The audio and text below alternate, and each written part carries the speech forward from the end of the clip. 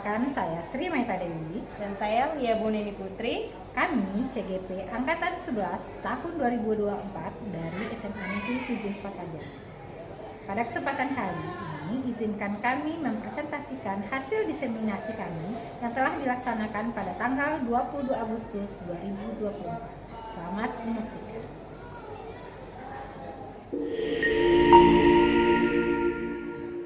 Rapat pendidikan itu ada 6 dimensi, Bapak Ibu. Dimensi pertama, literasi sama rasa karakter. Karakter ini akan dilihat budaya positifnya seperti apa. Itulah gambaran kita.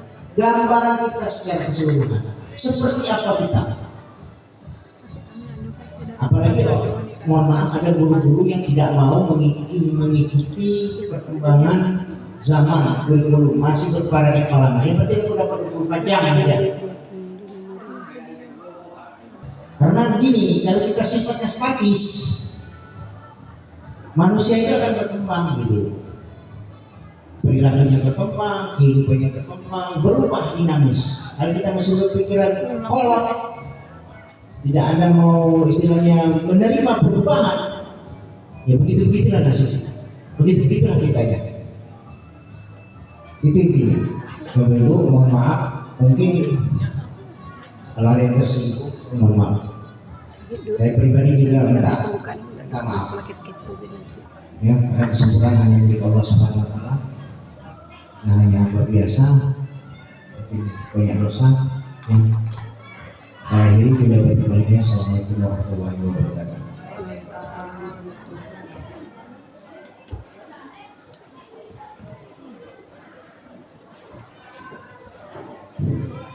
Terima kasih kita ucapkan kepada Bapak Kepala Sekolah yang telah memberikan kata sambutan, mencerahkan kepada kita bagaimana kita bisa menerapkan diseminasi budaya positif itu di sekolah. Dan sekarang kita masuk ke acara intinya, yaitu penyampaian materi oleh dua rekan CGP kita tentang diseminasi budaya positif di sekolah. Yang pertama mungkin disampaikan oleh Ibu Lia Bunini Putri. Kepada Ibu Lia kami persilakan. Assalamualaikum warahmatullahi wabarakatuh, Bapak Ibu. Waalaikumsalam warahmatullahi wabarakatuh. Baik, terima kasih saya ucapkan kepada Bapak Ibu atas kehadirannya yang sudah bersedia membantu kami dan meluangkan waktu untuk berada di ruangan ini dalam acara diseminasi budaya positif di sekolah SMA Negeri 7 Kota Jambi bersama saya Lia Bunini Putri dan Ibu Sri Maita Dewi dari CGP Angkatan 11. Kehadiran kami di sini bukan bermaksud mengajar, bukan berarti juga kami benar, bukan juga kami sudah melakukan semuanya ini dengan baik, tapi kami di sini ingin menyampaikan apa yang baru saja kami dapatkan untuk disebarkan kepada rekan-rekan kerja, Bapak Ibu semua, supaya bisa memberikan hal yang baik untuk kita semua dan untuk anak didik kita.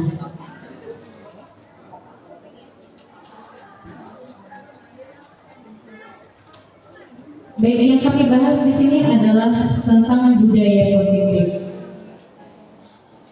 Sebagaimana yang kita ketahui, menurut Ki Hajar Dewantara, bahwa sekolah itu adalah ladang tempat persemaian benih dan bibit.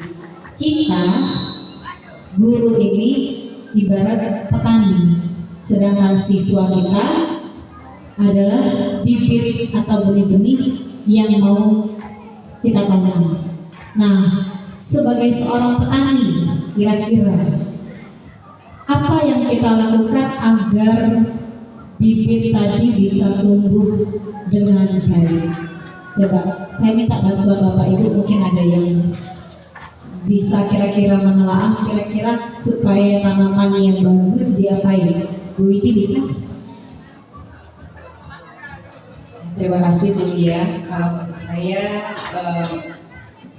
mulai dalam pemeliharaannya, mana dalam pemeliharaan itu ya ada kalau misalnya bagian-bagian yang kurang baik itu perlu diperbaiki, kalau ada yang kurang itu perlu ditambahkan. Jadi intinya kita sebagai petani itu mampu membuat menjadi lebih baik dengan pemeliharaan tadi. Terima kasih, mungkin itu saja dulu ya. Baik, terima kasih. Ada lagi mungkin Bapak Ibu yang mau menambahkan? Bu Rati?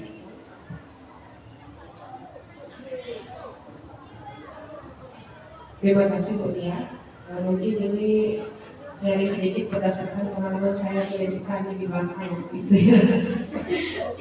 Di situ ya mungkin bapak-bapak itu belum tahu Pak ya, dulu pernah di belakang kita itu bercocok tanam. Iya. Ya, banyak yang kita tanam itu ada apa sih saksi ini. Jadi berdasarkan pengalaman itu untuk membuat sumur itu sebelumnya lingkungannya dulu Bu ya, tanahnya apakah itu kita jeburkan, kita baca kalau kemarin, habis itu diberi tambahan pupuk atau tanah kapur, tergantung kita sesuaikan dengan bibit yang kita tanam. Setelah itu baru ditanam, kemudian seperti menambah yang dikatakan oleh Ibu Widi tadi, perawatan. Setelah ditanam itu dirawat, penyiramannya berapa kali sehari, kemudian pemberian pupuknya, penyemprotan hamanya, sampai cara panennya pun. Nah, ini masih tanaman yang mulia ya. Terima kasih. Kuasa lokal gitu ya pertanian. Kewirausahaan. Bersosok tanam. Bersosok. Baik Ibu, benar ya? Kalau sudah dengan berdasarkan pengalaman itu pasti benar ya. Baik, kalau supaya tanaman itu bagus, hasilnya bagus, berarti subur, hasilnya memuaskan, berarti banyak hal yang mau kita perhatikan dari segi tanah, dari Bu, terus kemudian bibitnya, cari bibit bagus, pupuknya, kemudian kata Bu Widi dikelola dengan baik, dirawat dengan baik, sehingga mendapatkan hasil yang luar biasa. Begitu juga dengan kita sebagai guru. Guru, kita sebagai petani tadi harus mengusahakan sekolah, lingkungan yang menjadi lingkungan kita ini menjadi lingkungan yang menyenangkan. Kita harus bisa menjaga murid kita, bisa melindungi mereka dari hal-hal yang tidak baik. Dengan demikian, karakter murid bisa tumbuh dengan baik sesuai dengan profil pelajar Pancasila. Nah, apa itu budaya positif dan apakah sekolah kita sudah tercipta budaya positif? Mari kita pikirkan bersama-sama. Budaya positif itu merupakan perwujudan dari nilai-nilai kebaikan atau keyakinan universal yang diterapkan di sekolah. Semua nilai-nilai kebajikan. Apakah di sekolah kita sudah menerapkan? Bagaimana jawabannya kira-kira Bapak Ibu?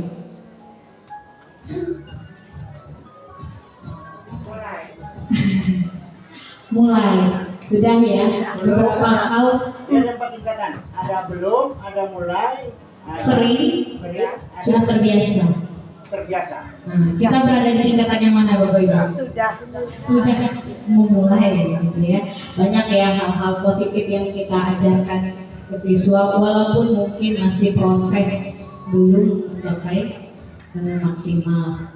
Oke, selama ini kita sebagai guru merasa berkewajiban mengontrol perilaku siswa agar siswa tersebut memiliki perilaku yang sesuai dengan yang kita harapkan. Gitu.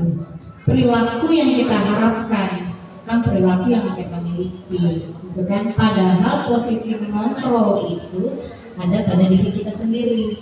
Kita sebagai guru bisanya memotivasi. Gitu. Contohnya seperti apa? Guru sering memberikan hukuman pada siswa yang melakukan kesalahan dan memberikan imbalan ataupun penghargaan kepada siswa yang melakukan perbuatan baik. Itu. Nah, beberapa konsep inti dalam budaya positif itu ada bermacam-macam di sini. Yang pertama, disiplin positif, nilai-nilai kebajikan, teori motivasi perilaku manusia, hukuman dan penghargaan, keyakinan kelas, kebutuhan dasar manusia, 5 posisi kontrol, dan segitiga restitusi. Kita mulai dengan disiplin belajar. Kalau mendengar kata disiplin, apa yang terbayangkan oleh Bapak Ibu semua? Taat aturan. Terima kasih Rika. Pak Iyi mungkin tepat waktu. Yang lain mau apa?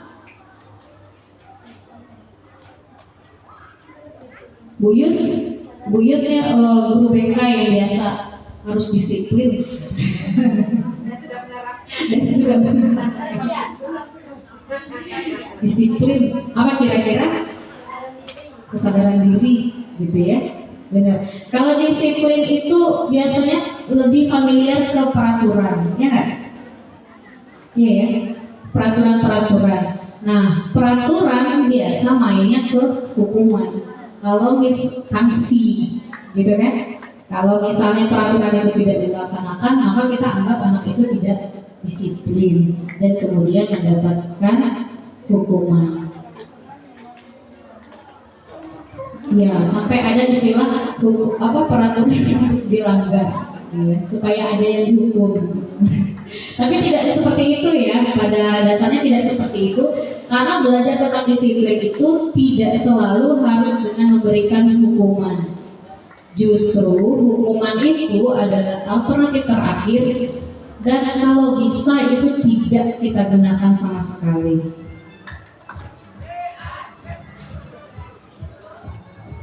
Nah, banyak nih di antara kita siswa-siswa memang sebagian pasti ada yang sudah disiplin. Banyak ya anak kita ya yang sudah disiplin memang bawaan dia gitu kan.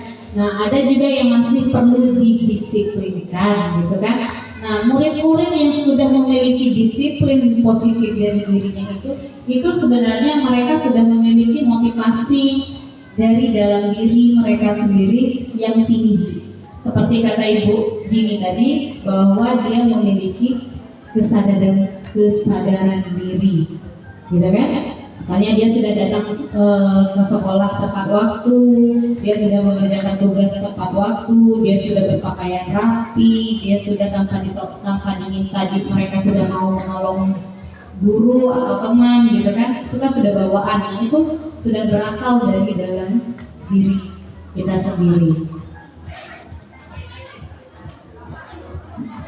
Kemudian terdapat beberapa nilai kebajikan yang universal. Nah, ini masih masuk ke dalam kedisiplinan tadi, bahwa sifat-sifat positif manusia yang merupakan tujuan mulia itu bermacam-macam. Misalnya di sini ada keadilan, tanggung jawab, kerjasama, bersyukur, percaya diri, kesabaran, dan lain sebagainya. Banyak sekali nilai-nilai kebajikan yang bisa kita tanamkan, yang sudah dimiliki siswa, dan yang perlu kita motivasi lagi. Oke, sekarang ada pertanyaan untuk kita semua. Sebagai seorang guru, untuk pertanyaan kita semua nih, saat hadir mengajar di kelas tepat waktu, itu kira-kira motivasinya apa? Ayo, tadi sudah disentil sama kepala sekolah sebenarnya, tersentil juga saya. Sebenarnya apa motivasi kita ketika hadir mengajar tepat waktu di kelas? Nah, Bu Pariati, apa motivasinya? Motivasinya biar anak juga semangat belajar, biar ikut disiplin karena gurunya disiplin. Mantap ya, luar biasa. Berarti Bu Ria kepingin menjadi teladan, berniat menjadi teladan kepada muridnya. Pak Iyi datang tepat waktu nggak? Insya Allah. Motivasinya apa? Mengenai motivasi masuk ke kelas secara tepat waktu, kalau saya pribadi itu sebenarnya kalau saya mau ditugaskan, saya akan bertanggung jawab terhadap tugas yang diberikan. Panggilan dari dalam diri, di luar, kemudian kedua mungkin itu takut dengan sebelah saya. Ya. Pai motivasinya berarti tanggung jawab, kembali lagi dalam diri. Kemudian yang kedua katanya takut. Nah itu salah satu motivasi juga ya, karena takut kepada atasan atau pada siapa? Wakakurikulum. Takut sama yang piket nggak Pak? Pakai ke gulung lah kita. Oke. Kalau ada hadir di sini. Nah, di sini ya, coba kita renungkan lagi jawabannya. Ada 3 motivasi itu. Apa jawaban kita? Kita renungkan aja dari dalam hati kita sendiri. Motivasi kita apa? Yang pertama, apakah saya datang tepat waktu karena tidak ingin ditegur oleh atasan? Ini tadi Pak Ei ya.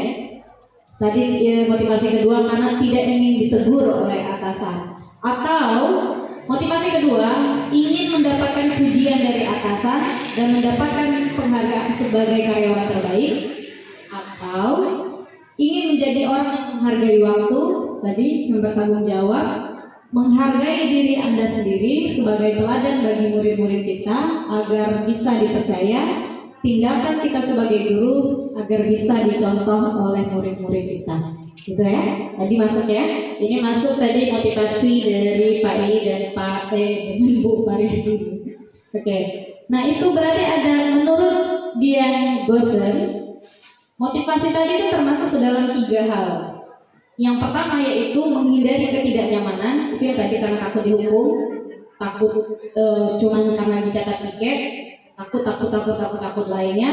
Nah itu masuk ke kategori untuk menghindari ketidaknyamanan atau hukuman. Atau yang kedua untuk mendapatkan imbalan atau penghargaan. Adakah kita yang kayak gitu? Adakah kita gitu? Kira-kira pas giliran Kepsek lewat, swing. Bisa kelas. Bisa jadi.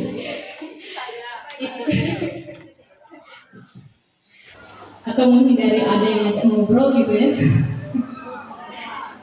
Atau yang ketiga untuk menjadi orang yang mereka inginkan dan menghargai diri sendiri dengan nilai-nilai yang mereka percaya.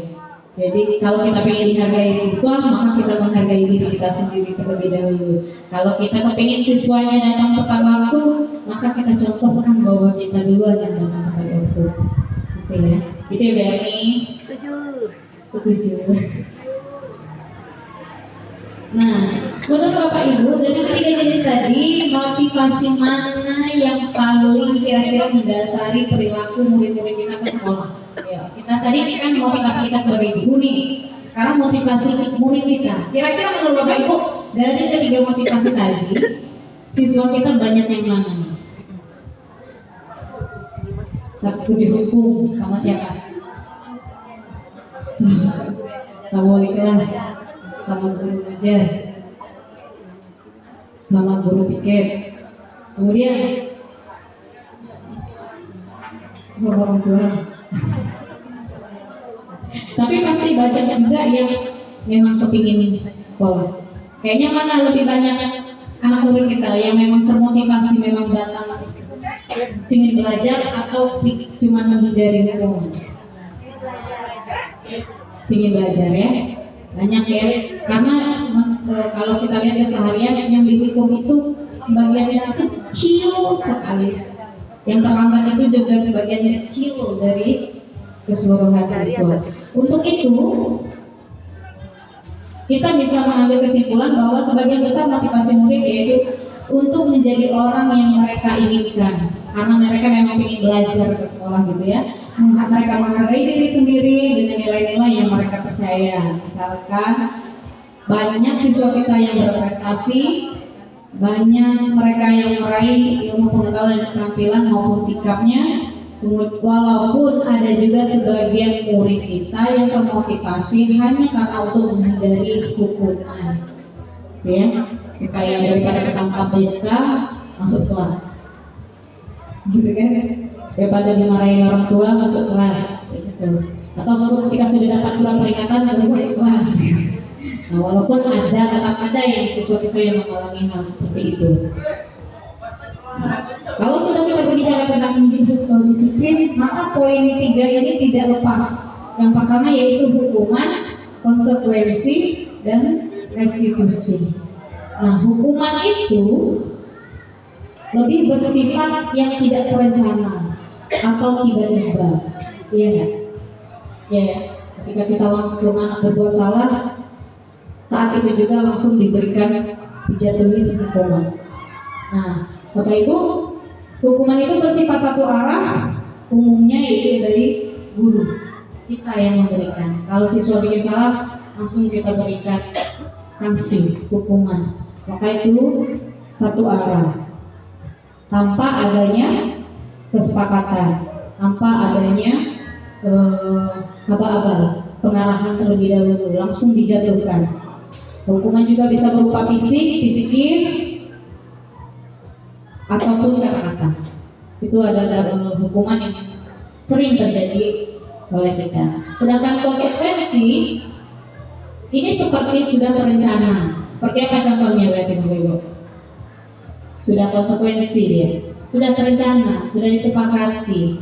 Misalnya rambut panjang, gunting, berarti sudah diperingati, itu sudah diperingati. Oke, terus sering tidak hadir, mendapat panggilan orang tua, ada konsekuensi yang memang sudah disepakati bersama. Seperti kayak dalam kita kalau buatnya kalau di kelas itu apa namanya? Keyakinan kelas. Nah itu pasti ada, setiap keyakinan kelas itu memiliki konsekuensi. Nah konsekuensi ini walaupun yang membuatnya dua arah sudah ya, berdiskusi antara guru dengan siswa. Oke, di sini mari kita lihat. Di sini mencatat 100 kali di dalam buku kalimat. Saya tidak akan terlambat lagi karena terlambat sekolah. Jadi di anak ini dikasih hukuman. Saya tidak, saya kasih hukuman. Saya diberi tugas yaitu menulis saya tidak akan terlambat lagi. Nah, menurut Bapak Ibu ini hukuman atau konsekuensi? Nah, dulu. Si Eno datang terlambat ke sekolah sekitar 20 menit. Kemudian Pak Arsan marah sekali karena Eno sudah sering terlambat. Tanpa berpikir panjang, Pak Arsan langsung memarahi Eno dengan menyuruh lari keliling lapangan basket sebanyak 10 kali. Nah, kira-kira yang dilakukan Pak Arsan ini hukuman atau konsekuensi?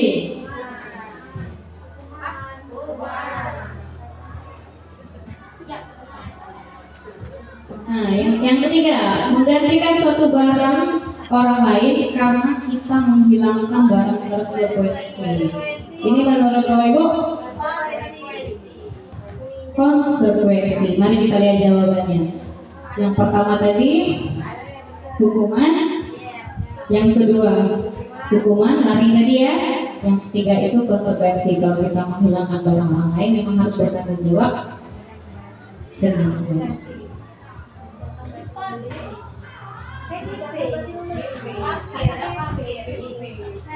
Yang ketiga yaitu restitusi.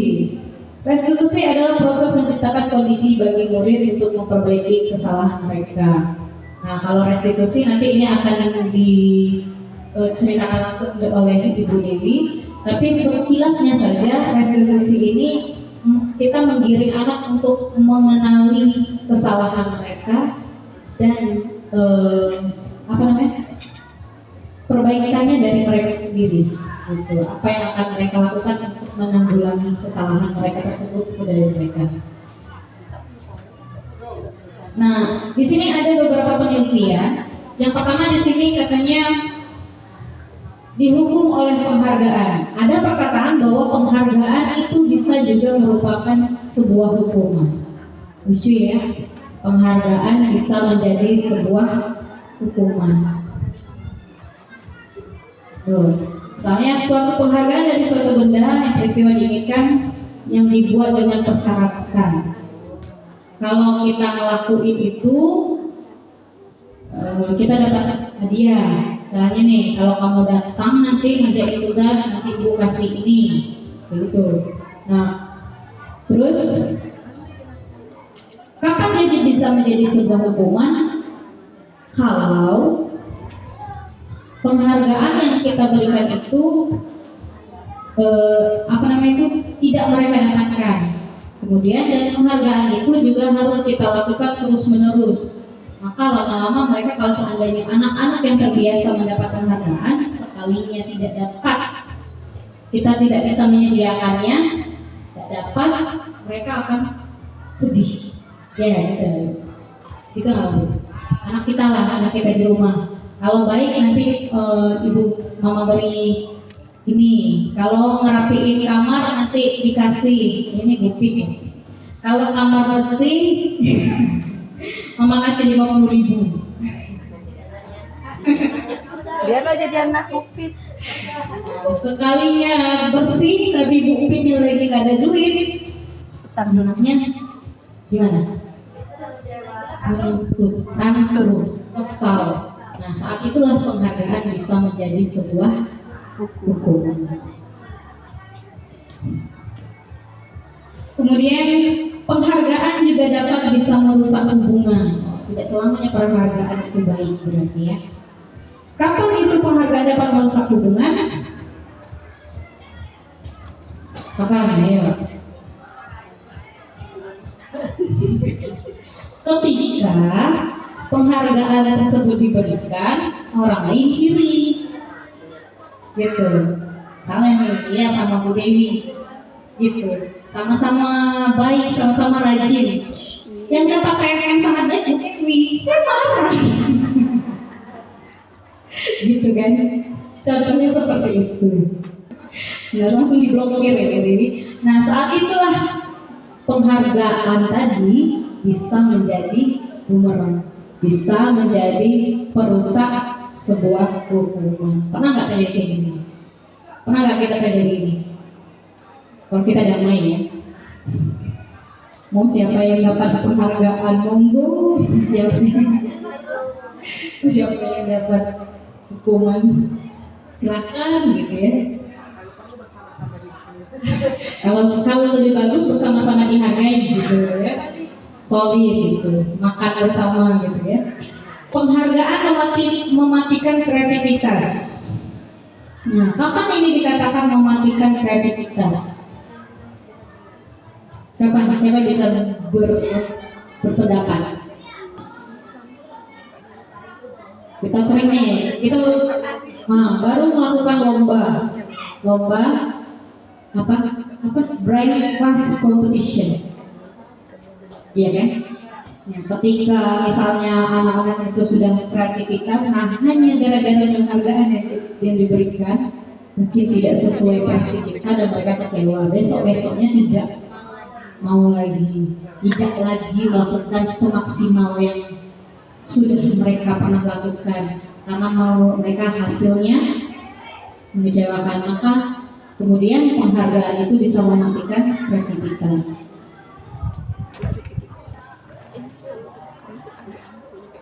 Penghargaan juga bisa menghukum. Nah ini hampir sama kayak tadi ya. Penghargaan bisa juga bersifat menghukum. Kalau anak itu terbiasa mendapatkan ranking, ketika mereka sekalinya tidak dapat ranking, maka mereka akan kecewa sekali dan mereka merasa bersalah sekali. Ada ya yang kayak gitu ya siswa kita ya, yang benar-benar itu sudah ada ambisi kalau bahasa sekarang ada ya. Siswa yang benar-benar ambis, ketika mereka tidak dapat, biasanya dapat ranking 1, tiba-tiba tidak, turun sedikit deh, langsung down, gitu ya. Oh ibu ikan. Karena orang pada dasarnya tidak suka dikendalikan dalam jangka waktu yang lama. Ketika penghargaan itu mereka harapkan dan tidak didapatkan, maka mereka akan merasa sebagai orang yang terhukum atau mereka merasa yang sedang dihukum. Oke. Nah, untuk hal yang baik tadi, maka hukuman tadi adalah tindakan yang paling terakhir kita ambil ya. Maka kita sampai ke konsekuensi, yaitu pewujudannya di dalam keyakinan kelas. Nah, kenapa namanya keyakinan? Bukan peraturan, bukan kesepakatan. Kenapa disebut namanya keyakinan bukan peraturan? karena sesuatu hal kesepakatan yang disepakati oleh dua pihak. Jadi mereka meyakini bahwa ini konsekuensi yang akan saya dapatkan ketika saya melakukan ini. Kira-kira begitu ya. Terima kasih. Karena kalau keyakinan itu berarti terjadi kesepakatan dua belah pihak dan mereka dengan senang hati untuk bersama-sama mentaati, gitu ya. Kalau peraturan itu lebih negatif gitu, paksa, bakal tentu pasti ada hukumannya. Nah, kira-kira di sini ada dua kasus. Kira-kira karena apa? Karena apa? Mengapa kita memiliki peraturan tentang penggunaan helm pada saat mengendarai kendaraan roda 2?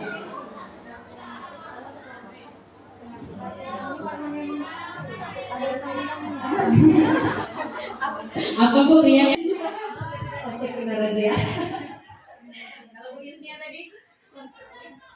Mengapa kita memiliki peraturan tentang menggunakan helm pada saat mengendarai? Karena ketika peraturan yang dibuat itu dengan memikirkan keselamatan bagi yang pengguna helm.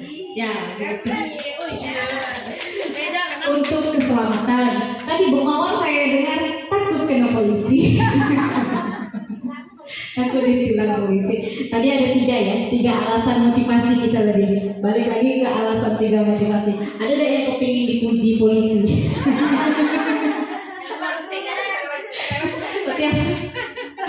Setiap polisi lewat gimana Bu Dewi? Iya. Nah, benar ya. Alasan kita yang paling benar yaitu tadi harus kesadaran diri sendiri. Poin pentingnya demi keselamatan, keamanan.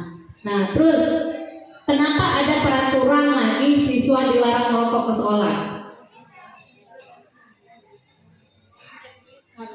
Sekolah itu kan untuk dididik.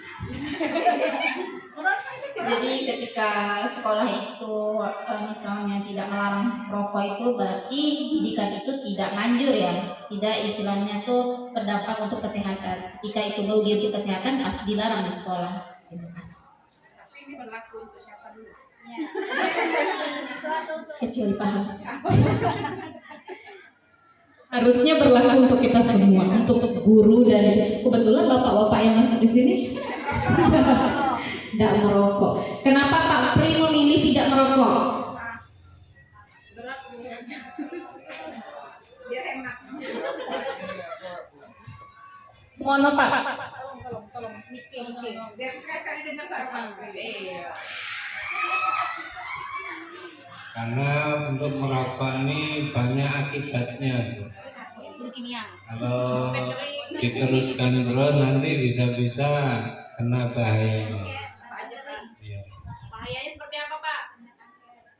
Ya, kanker itu kan salah satu contoh ini ya. Setelah banyak merokok. Dan tidak ada satupun manfaat positif dari merokok.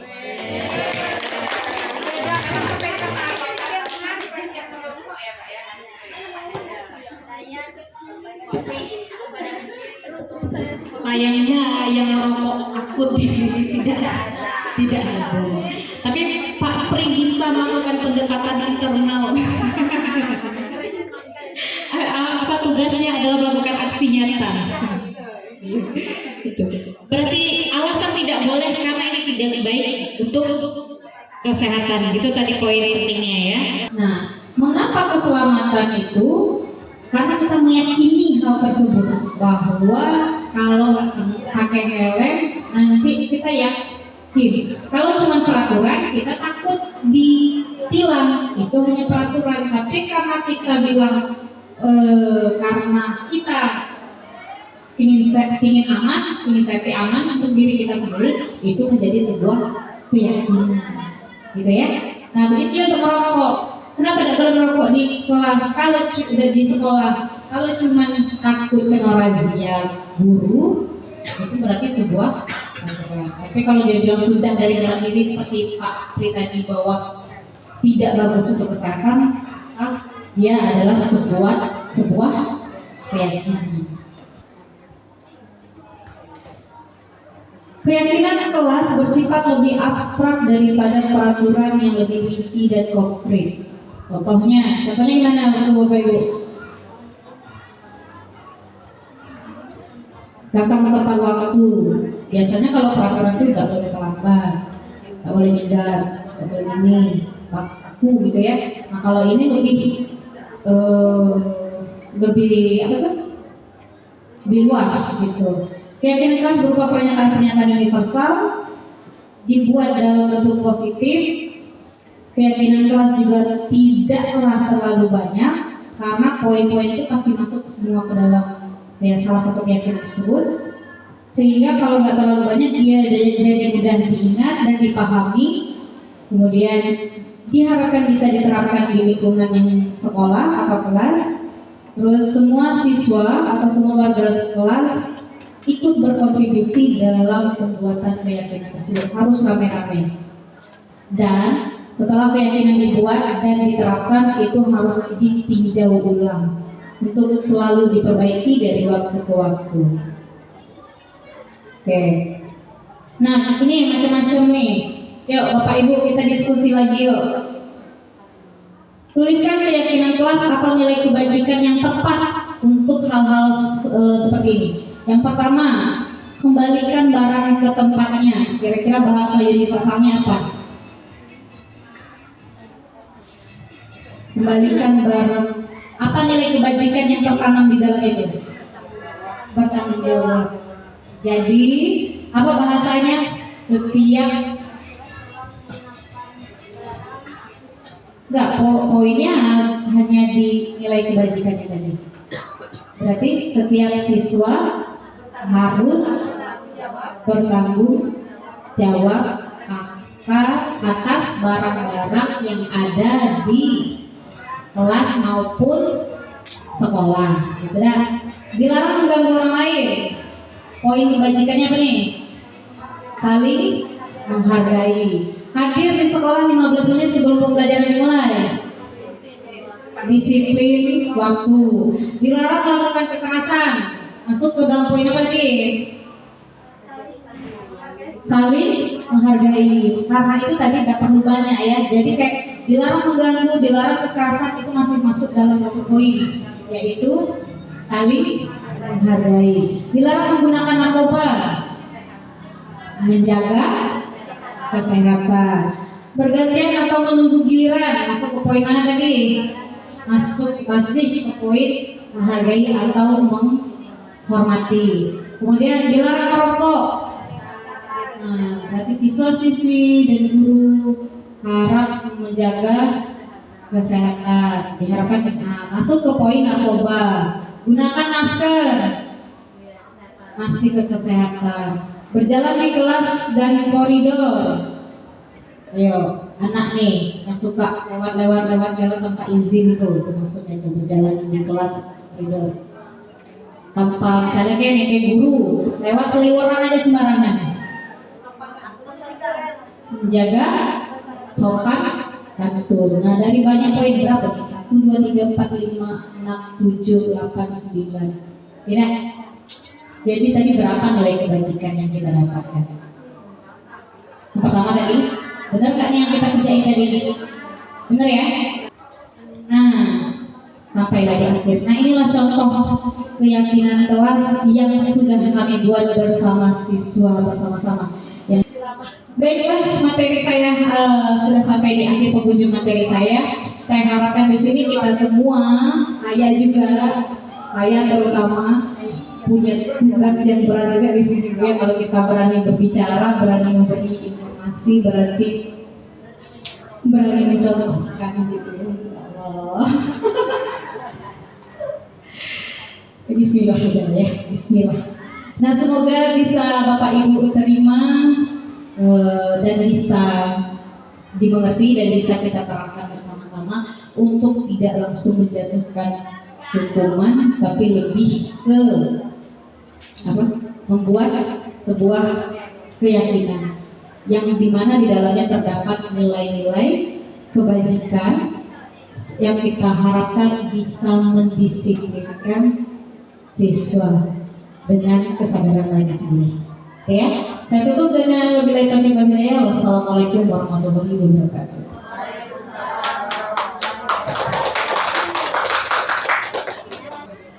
Oh, terima kasih Bu Fitri yang sudah meluangkan waktunya di sini, walaupun Bu Fitri sebenarnya ada jam mengajar. Tapi berusaha untuk hadir kembali dari Kobar tadi. Hadir di OJK Bu Fitri ya. Alhamdulillah, terima kasih sekali. Terima kasih sekali Bu Fitri. Sekali lagi kami di sini bukan karena kami lebih bisa atau karena kami sudah memberikan contoh, bukan Bapak Ibu. Ini karena salah satu juga cara kami menyampaikan apa yang sudah kami pelajari. Nah, untuk relax sebentar Bapak Ibu, ini kita breathing sedikit Bapak Ibu. Kami mohon berdiri. Pindah depan sini Bu. Boleh di depan sini Bu. Ayo boleh.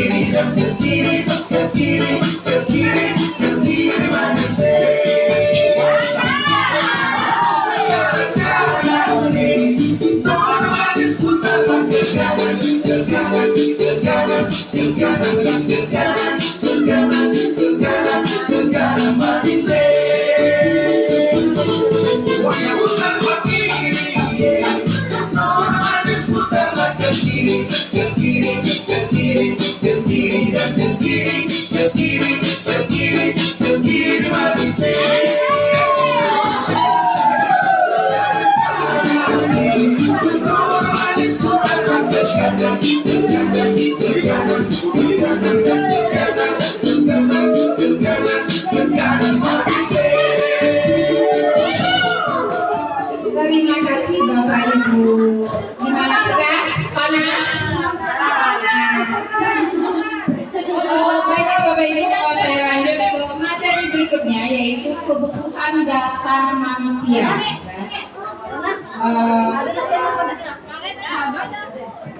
Nah, kebutuhan dasar manusia itu yang ada ini Bapak Ibu, berapa? Yaitu yang pertama kebutuhan untuk bertahan hidup. Yang kedua, kebutuhan akan perasaan diterima oleh kelompok atau komunitasnya. Yang ketiga, kebutuhan akan kebebasan atau kebutuhan untuk membuat pilihan. Terus yang keempat, itu adalah kebutuhan akan kesenangan. Yang kelima, kebutuhan akan penguasaan. Nah, yang untuk penguasaan ini, dalam hal ini setiap murid mempunyai kebutuhan dalam dirinya untuk merasa kompeten, menjadi terampil dan diakui atas ketercapaian dalam keterampilan.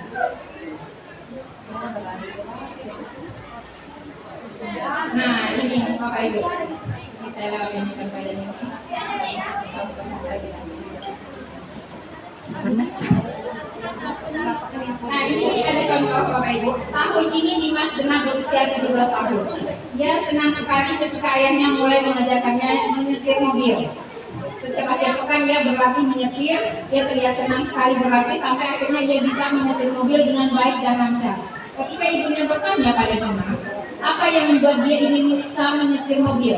Ketika jawaban Dimas adalah seperti ini, kebutuhan apa yang ingin dipenuhi Dimas? Menurut Bapak Ibu, aku merasa bangga dan keren. Dimas ini pengen di apa? Pengen kebutuhan apa yang dipenuhinya? Ketika dia berkata, aku merasa bangga dan keren. Kita punya kebutuhan tadi, ada kebutuhan untuk bertahan hidup, apakah itu? Kebutuhan merasa diterima, kebutuhan akan kebebasan, atau kebutuhan kesenangan, atau kebutuhan akan penguasaan. Rasa?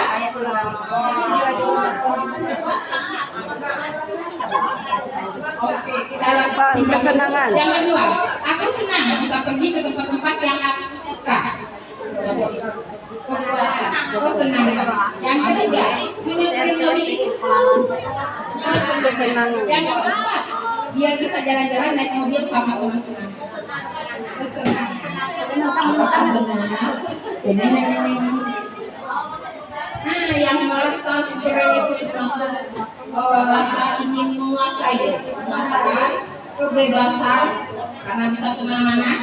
Menyetir mobil itu senang, ya kayak kita baru belajar mobil, nyetir motor itu senangnya loh, ibu pengen langsung kemana-mana rasanya.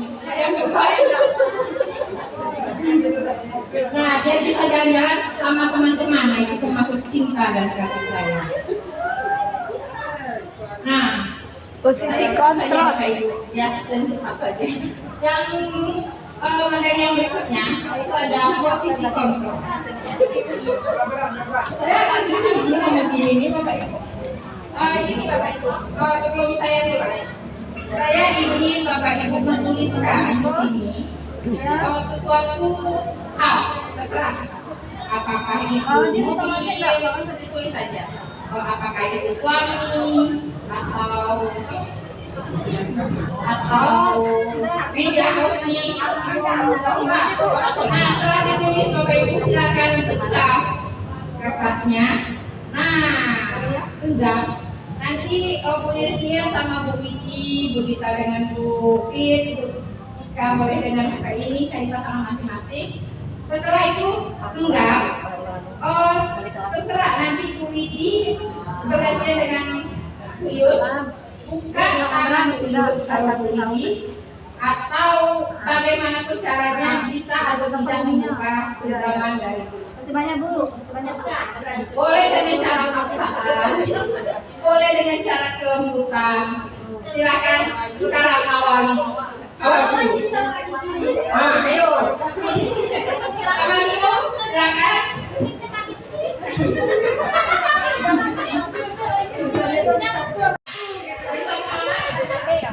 Ya, kalau bisa diambil, bisa terbuka diambil.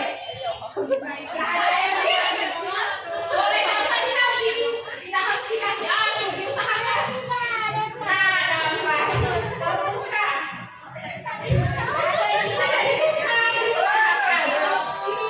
Apakah nanti isinya dibuka atau dibuat perbankan atau dengan tahu dengan wujud karetnya?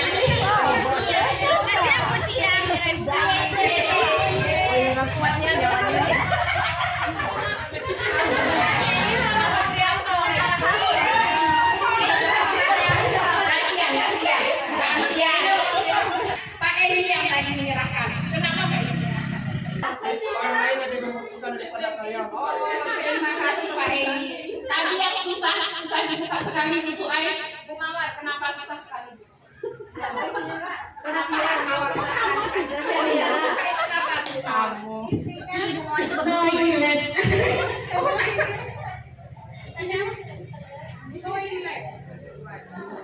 Nah, menurut saya tadi kalau Bu Mawar karena ya ini ya tidak bisa dibuka Bu Suai ya, karena dipertahankan dengan sekuat tenaga. Bu Suai kenapa tadi bisa lepas Bu Suai? Atau dibujuk Bu Mawar tadi dikerayu-rayu dikucuk-kucuk. Isinya itu kecil-kecil sekali. Kasih sayang. Oh, karena itu diserahkan ya. Waduh, terima kasih sekali. Nah, itu yang namanya Bapak Ibu kontrol itu salah satunya. Kita bisa mengontrol diri kita, bisa buka atau tidak itu terserah kita. Ya. Nah, ini ada macam-macam teori kontrol. Yang pertama penghukum, pembuat merasa bersalah, teman, pemantau atau manajer. Kita itu berada di posisi mana? Nah, penghukum itu seseorang yang memberikan hukuman fisik maupun verbal. Nah, orang-orang yang menjalankan posisi penghukum senantiasa mengatakan bahwa sekolah memerlukan sistem atau alat yang dapat lebih menekan murid-murid lebih dalam lagi. Ada yang penghukum di sini? Pernah. Yang kedua itu adalah pembuat merasa bersalah. Pada posisi ini biasanya guru akan bersuara lebih lembut. Pembuat rasa bersalah akan menggunakan keheningan yang membuat orang lain merasa tidak nyaman, bersalah atau rendah diri. Pembuat merasa bersalah, nada suaranya memelas, halus, sedih. Bahasa tubuh merapat pada anak. Dampaknya, anak akan merasa gagal dan rendah diri. Yang ketiga, yaitu sebagai teman. Guru pada posisi ini tidak akan menyakiti murid, namun akan tetap berupaya mengontrol murid untuk melalui persuasi. Posisi teman pada guru bisa negatif maupun positif.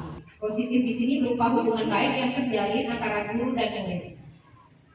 Guru di posisi teman menggunakan hubungan baik dan humor untuk mempengaruhi muridnya. Nah, hal negatifnya itu bila suatu guru tersebut tidak membantu, maka murid itu akan kecewa, Bapak Ibu. Dia berpikir Bapak Ibu itu adalah teman saya. Jadi ketika dia merasa dikecewakan, dia tidak mau lagi berusaha. Ya. Yang keempat itu adalah sebagai pemantau. Yang keempat itu sebagai pemantau. Memantau berarti mengawasi. Pada saat kita mengawasi, kita bertanggung jawab atas perilaku orang-orang yang kita awasi.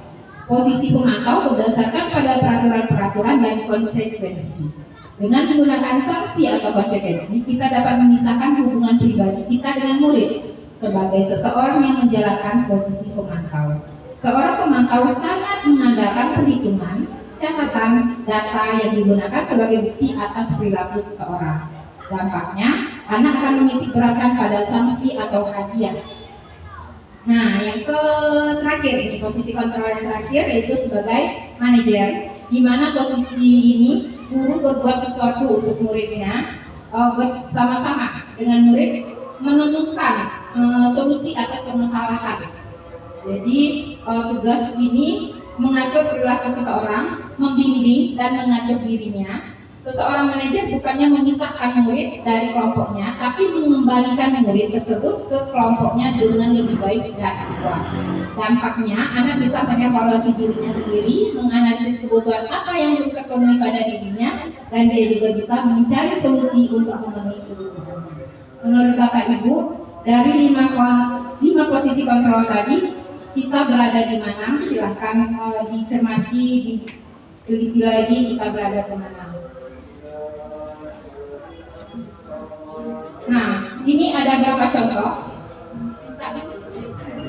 Tolong diisi Bapak Ibu di kertas yang saya bagikan. Menurut Bapak Ibu ini berada di mana? Patuhi aturan saya atau awas. Nah, ketika guru berkata seperti itu, dia berada di posisi kontrol yang mana? Apakah penghukum, sebagai teman, manajer, pemantau, atau pembuat merasa bersalah? Kalau selesai boleh pulang. Nah, nomor 1, lanjut ke nomor 2. Kamu selalu saja salah.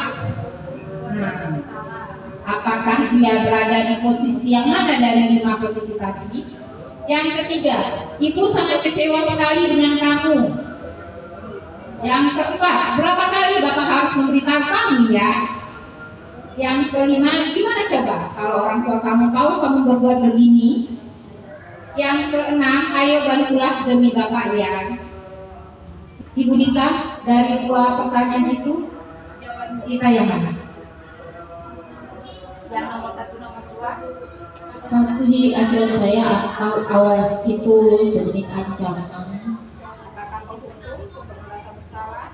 Penghukum. Yang kedua? Kamu selalu saja salah. Berarti penghukum juga. Yang 3, 4? Yang ketiga tadi tetap pembuat rasa bersalah. Kalau yang keempat sama lah. Kalau menurut saya pembuat rasa bersalah. Oh iya, lanjut. Kita nomor 5, 6. Lanjut Bu Erni. Bu Kiki. Bu Kiki, 5, 6 Bu Kiki. Gimana coba kalau orang tua kamu tahu kamu berbuat begini? Manajer. Manajer yang Ayo kelima. bantulah itu teman. Teman. Lanjut Bu Erni. Ayo ingat tidak bantuan Bapak selama ini.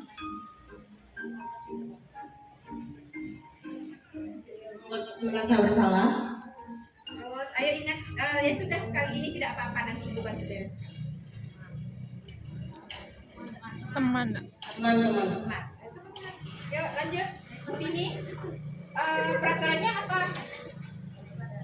Manajer yang apa yang telah kamu lakukan? Teman. Bu Suai, oh lanjut dulu Bu Mawar. Suai lagi ini. sanksi atau konsekuensinya apa? Menghukum. Apa yang kita yakini? Kembali ke keyakinan kelas. Manajer. Bu Rati, apakah kamu meyakininya? Manajer. Yang jika kamu meyakininya, apakah kamu bersedia memperbaikinya? Manajer. Bu Ika. Oh, Bu Rati. Bukit. Nomor 9-10. Jika kamu memperbaiki ini, tidak terakhir.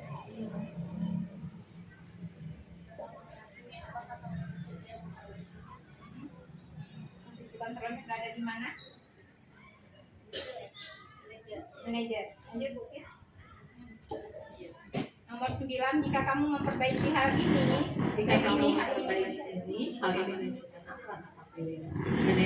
manajer yang ke-10. Lanjut, Bukit. Apa rencana kamu untuk memperbaiki hal ini, manajer? Terima kasih Bapak Ibu. Kita cek jawabannya. Nomor 1 sebagai penghukum. Benar kita tadi penghukum, pembuat merasa bersalah.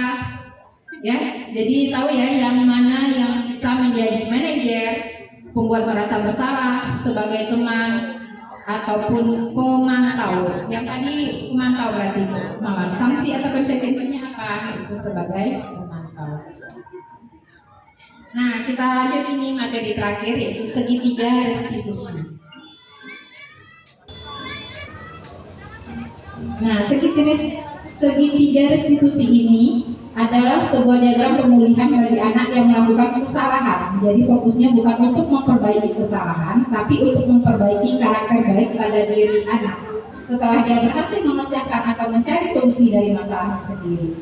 Segitiga restitusi itu suatu progres dialog yang dijalankan oleh guru atau orang tua agar dapat menghasilkan murid mandiri dan tanggung jawab. Kita mulai dari menstabilkan identitas, validasi tindakan yang salah, dan menanyakan keyakinan. Nah, menstabilkan identitas itu berperan menggeser identitas murid dari identitas gagal ke identitas sukses. Yang kedua, jangan mengkritik murid yang sedang mengalami identitas gagal. Nah, bagusnya ini kata-kata yang diajukan yaitu membuat kesalahan itu sesuatu wajar. Jadi katakan atau manusia tidak ada yang sempurna. Katakan juga bisa jadi kita katakan kita bisa memperbaiki masalah ini dan sebagainya. Dan yang kedua, validasi tindakan salah, yaitu guru akan bergeser dari penilaian stimulus respon menjadi proaktif. Yang kedua, mengenali dan mengakui kebutuhan murid ini dapat memperbaiki hubungan dengan murid. Pernyataan yang bisa kita katakan yaitu kamu bisa saja bertindak gegabah daripada itu. Kalau kamu bukan melakukannya, tapi kamu melakukannya tanpa suatu alasan tertentu. Kalau kamu pasti melakukannya karena suatu alasan. Bisa juga kita katakan mungkin kamu bisa mempelajari suatu perilaku baru yang lebih efektif. Bersediakah kamu mempelajarinya? Nah, yang ketiga, menanyakan keyakinan. Yang ketiga ini tahap terakhir dalam tahapan segitiga restitusi. Teori kontrol menyatakan bahwa pada dasarnya kita termotivasi secara instinktif. Saat pelaku telah divalidasi dan identitas sukses telah stabil, maka murid telah siap mengaitkan keyakinan dengan tindakannya yang salah. Nah, pernyataan yang bisa katakan yaitu sebagai keluarga, kelas apa yang telah kita yakini, atau nilai-nilai apa yang telah kita sepakati. Seperti apa gambaran sebuah kelas yang ideal bagi kamu, atau kamu ingin menjadi orang yang seperti apa? Nah, ini hal-hal yang perlu diperhatikan dalam segitiga restitusi, yaitu perilaku yang salah perlu dikaitkan dengan nilai-nilai atau keyakinan-keyakinan yang telah disepakati. Jadi kan kita sudah buat keyakinan kelas tadi atau keyakinan sekolah. Nah, ini harus dikaitkan. Bapak Ibu harus kita sebutkan juga ke siswa kita tadi. Yang kedua, kesediaan orang yang melakukan kesalahan untuk memperbaiki masalah. Jadi kita harus menyatakan mereka bersedia untuk memperbaiki kesalahannya. Terus yang ketiga, pemecahan masalah sebisa mungkin relevan atau memiliki hubungan dengan masalah yang ada. Terus perlu adanya suatu usaha perbaikan dari pihak yang berbuat kesalahan. Yang kelima, perlu didedikasikan waktu dari pihak yang berbuat salah. Tanyakan kapan akan memulai berlaku untuk memperbaiki kesalahannya. Nih, dengan memahami struktur penerapan segitiga institusi, diharapkan guru dapat menerapkan posisinya sebagai manajer dengan mengajukan pertanyaan-pertanyaan bermakna yang dapat membuat murid menjadi lebih percaya diri, tanggung jawab, dan mandiri. Demikian Bapak Ibu, terima kasih. Dan ini salah satu contoh segitiga restitusi yang sudah saya lakukan kepada siswa.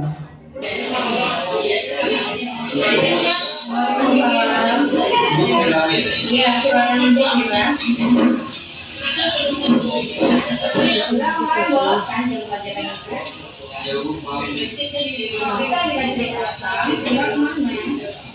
Kami masuk bola bahwa kami kemarin bertanding bola kami dukung dia Bu.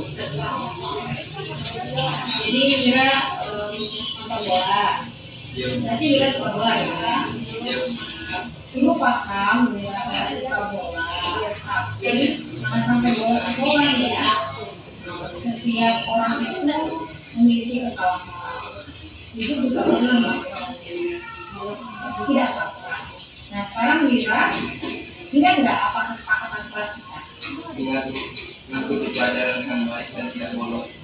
Kalau begitu, menurut Mira, bagaimana cara memperbaiki?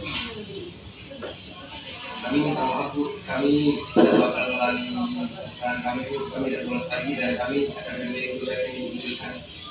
Oke, so kali ini Ibu maafkan, tapi ini juga senang bila memahaminya bahwa itu jelas dengan kesalahan, semoga kedepannya benar-benar tidak berulang lagi. Doakan juga biar bukan sepak bola yang dia dilatihnya, tapi jangan sampai mengabaikan kewajibannya. Oke, Terima kasih. silakan.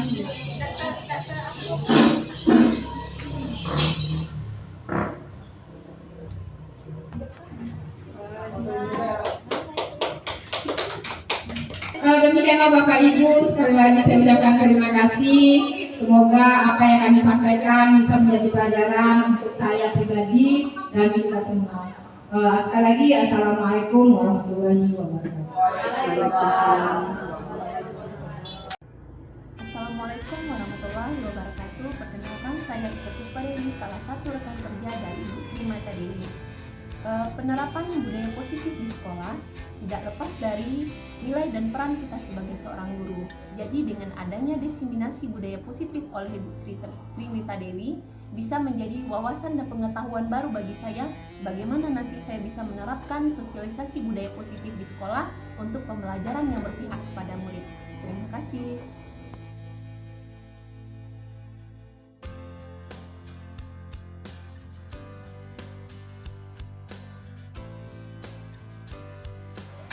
Assalamualaikum Bu. Waalaikumsalam. Silakan duduk Raisa.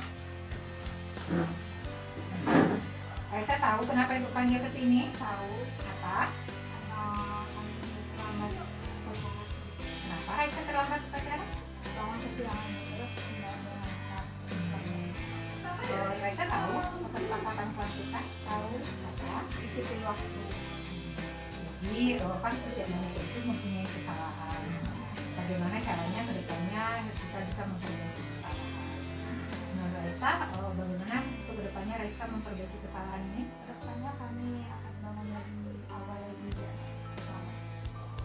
Ya, jadi Raisa tahu kesalahannya dan ke depannya Raisa lebih datang lebih awal dengan bangun lebih pagi. Baik ya? Silakan. Dijelaskan ya. Terima kasih. Raisa tadi? Menurut saya lebih suka diberi nasihat daripada dihukum seperti Dewi tadi. Karena dengan diberikan nasihat, saya lebih tahu di mana kesalahan saya. Oke, terima kasih Raisa. Sama-sama.